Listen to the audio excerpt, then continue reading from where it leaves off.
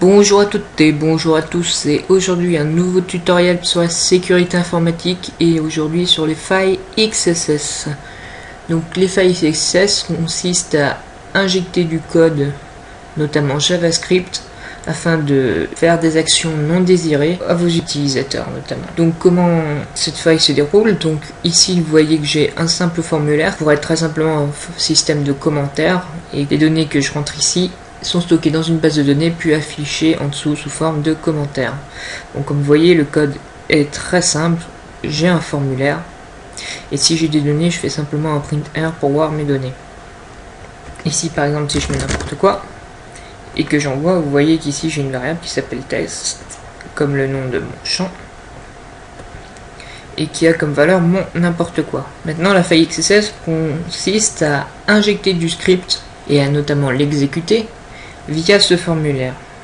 Et comme je l'ai dit tout à l'heure, c'est essentiellement du JavaScript. Donc par exemple, si je fais script type text JavaScript alerte OK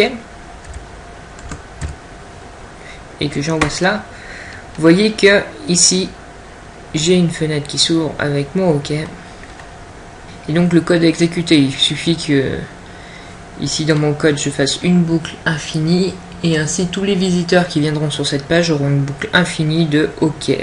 Bon, heureusement grâce à un navigateur moderne maintenant on peut arrêter l'ouverture de petites fenêtres d'alerte, mais bon, ça reste quand même embêtant.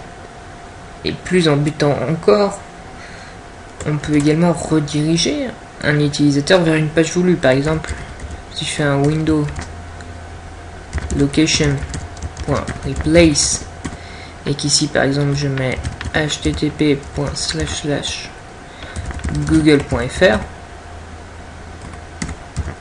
et que j'envoie cela, vous voyez que j'ai été redirigé vers google.fr.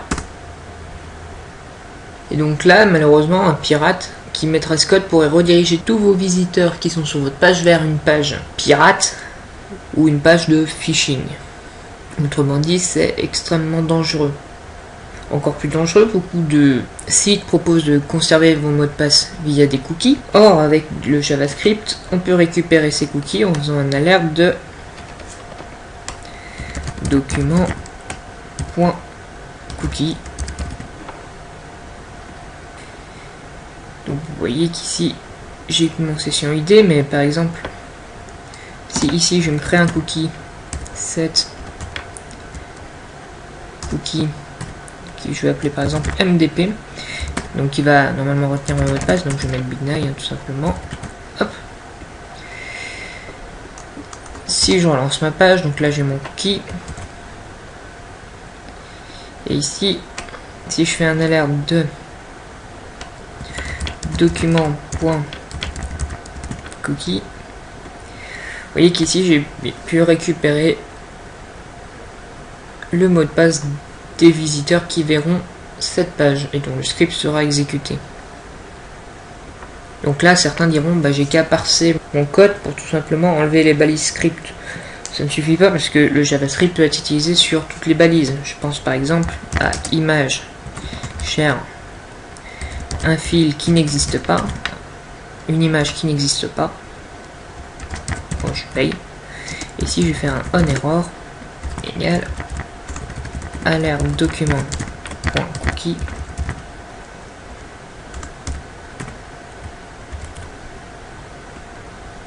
et vous voyez que comme l'image n'existe pas, il va exécuter le onError et donc va bien m'afficher vos cookies, donc votre mot de passe et le PHP Session ID. Comment parer à ces attaques? Eh bien, il existe une fonction qui s'appelle, que je vais appliquer sur ma variable test, et qui s'appelle HTML special chars, et qui en fait va remplacer certains caractères par leur équivalent HTML. Donc là vous voyez qu'en réalité il remplace ce caractère par l'entité HTML suivant, les guillemets doubles par des quotes, les guillemets simples par ceci, et elle remplace également les chevrons. Donc plus de chevrons, pas de balises.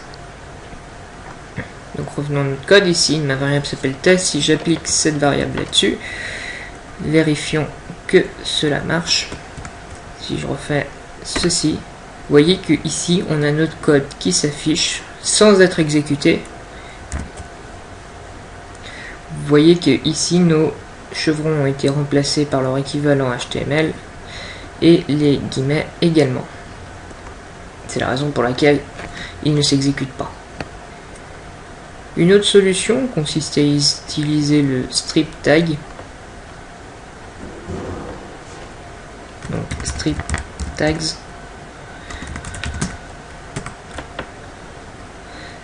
Donc cette fonction va tout simplement enlever toutes les balises qui est dans votre code. Autrement dit, si je fais cela, il va me rester plus que le alert OK. Là, c'est à vous de voir. Personnellement, moi je préfère le HTML Special Chars. Après, c'est vous qui voyez l'utilité que vous en avez. Donc là, vous avez vu que je l'ai utilisé qu'un élément du tableau.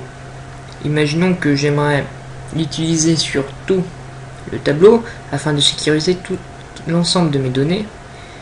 Donc, petite astuce que je vais vous apprendre, il y a une fonction qui s'appelle ArrayMap et qui en réalité prend deux paramètres. Le premier paramètre est la fonction à appliquer sur toutes les valeurs du tableau. Donc moi je souhaite le HTML